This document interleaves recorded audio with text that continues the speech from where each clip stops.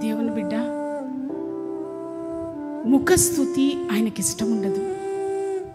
మనుష్యులలో ఘనముగా ఎంచబడినది ఏదో అది నాకు అసహ్యం. అలా మనుష్యులలో ఘనంగా మాట్లాడుతూ ఉండగా అవి ఆ మాటలు వింటున్న దేవుడంట అసహ్యించుకుంటాడంట.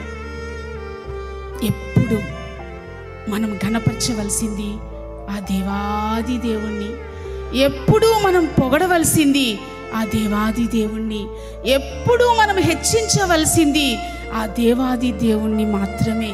పొగడ్డం చెడ్డదా అంటే కాదు, మంచిదే. కానీ లేనివన్నీ పెట్టి ముఖస్తుతి చేయకూడదు. యథార్థంగా మాట్లాడడం నేర్చుకుందాం. యథార్థవంతులకు ఆయన ఏ మేలు చేయక మానడంట. అది ఏ మేలైనా సరే దేవుని యొద్ద నుండి ఈ మేలు నాకు కావాలి. నీవు అన్వర్ది అయిండొచ్చు, నీ వల్ల కాకపోయిండొచ్చు, అది నీ ఊహల్లో కూడా ఉండకపోయిండొచ్చు.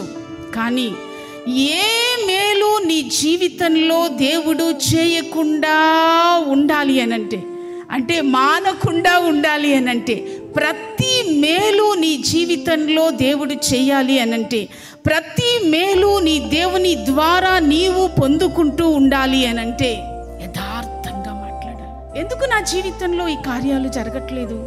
ఎందుకు నేను ఎంతగా ప్రార్థిస్తున్నాను అయినా నా ప్రార్థనకు ప్రతిఫలం రావట్లేదు అనంటే, ఒకసారి నిన్ను నీవు పరీక్షించుకుంటే యథార్థత నీలో లోపించిందేమో, మాయ మాటలు మాట్లాడుతున్నావేమో, అబద్ధపు మాటలు మాట్లాడుతున్నావేమో, ముఖస్తుతి చేస్తున్నావేమో. మరి ఇవన్నీ ఒకసారి ఆలోచించుకుని శుద్ధీకరించుకుంటే ఆయన నీకు ఏ మేలు చేయక మానడు. Praise the Lord. మానడు అనంటే చేస్తూనే ఉంటాడు.